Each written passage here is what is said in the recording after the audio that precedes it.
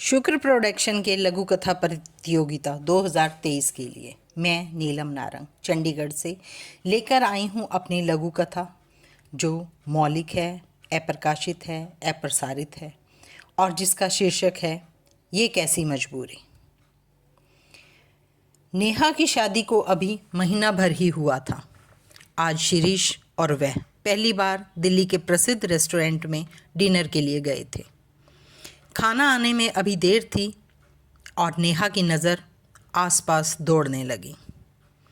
सामने वाली टेबल पर अधेड़ा अवस्था के पति पत्नी को देखकर वह चौंक गई। अभी वह चिल्लाने वाली ही थी कि शिरीष की आवाज़ सुन चुप रह गई। जैसे ही वेटर खाना लगाकर हटा, सामने की टेबल खाली दिखाई दी। रात भर नेहा करवट बदलती रही। सोच रही थी हो ना हो, थी तो वो रेहाना आंटी। हूबहू वही शक्ल, वैसे ही सर पर चुन्नी पर लाल बिंदी। बस यहीं आकर उसकी सोच अटक जाती। ऐसा कैसे हो सकता है? ऐसा तो नहीं होना चाहिए। रेहाना आंटी को तो हमेशा सफ़ेद सूट में ही देखा था उसने, और वो भी बिना किसी मेकअप के। लेकिन इसने तो बिंदी लगाई हुई थी।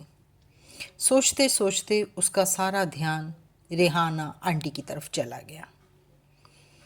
बचपन की बात, रेहाना की उम्र अभी 18 साल की ही हुई थी और शादी को 1 साल, जब उसने एक सुंदर सी बिटिया को जन्म दिया। भला की खूबसूरत रेहाना की खूबसूरती को 4 चांद लग गए। सास ससुर ने बेटी के जन्मदिन पर खूब खुशियां मनाई। सारा घर खुशियों से सरोबार हो गया। बिटिया का नाम रखा गया शीना। जैसा प्यारा नाम वैसी ही सुंदर। लेकिन ये खुशियां ज़्यादा समय तक नहीं रही। अभी शीना 4 महीने की ही थी कि उसके पिता को किसी ने गोली मार दी। सारा घर मातम में डूब गया। इतनी सारी जमीन जायदाद, छोटे से शहर में सबसे बड़ा घर, नौकर चाकर, सब सदमे में। शीना के दादा दादी, रेहाना, सबके लिए जीवन बेमानी हो गया।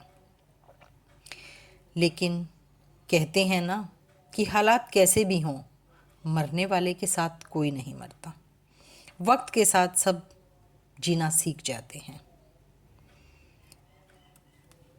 और सब शीना के बहाने दोबारा से अपनी ज़िंदगी को शुरू करने लगे। जैसे जैसे शीना बड़ी होने लगी, परिवार वालों को उसकी चिंता होने लगी, और ये जायज़ भी थी। एक तो वह भला की खूबसूरत, और दूसरे करोड़ों की ज़मीन जायदाद की अकेली मालिक। उसे स्कूल भी बहुत कम भेजा जाता था। उसकी 2 ही सहेलियां थीं, नेहा और मीना। बस इन दोनों को ही इजाज़त थी उनके घर जाकर शीना से खेलने की। उस समय दोनों सोचती थी कि शीना कितनी खुशकिस्मत है, जो बोलो वही मिल जाता है। लेकिन कॉलेज पहुंचने पर समझ आया कि वो तो घर में कैद पैसे की गुड़िया है, जिसे हर वक्त सुरक्षा की ज़रूरत होती है। और नेहा और मीना तो आज़ाद, कहीं भी कभी भी पहुंच जाएं। दादा दादी की मृत्यु के बाद माँ बेटी अपने आप को असहाय समझने लगी थी। अब शीना का नेहा और मीना से भी साथ छूट गया था। ऐसे समय में नेहा ने सुना था शीना की शादी भी गुपचुप तरीके से कर दी गई है। उसके बाद तो बस उड़ती उड़ती सी खबर सुनी थी कि शीना के साथ उसके पति का व्यवहार ठीक नहीं है। आए दिन जायदाद को लेकर घर में मार पिटाई तक होती है। यहाँ तक कि शीना की माँ से भी वह गाली गलौज करता है।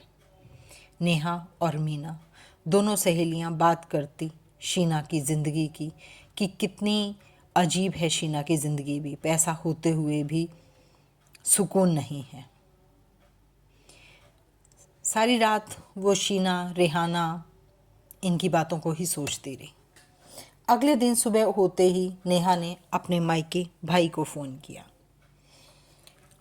और फ़ोन लगाकर शीना की मम्मी के बारे में जानकारी चाही तो पता चला कि शीना की मम्मी ने किसी हम उम्र NRI से शादी कर ली है।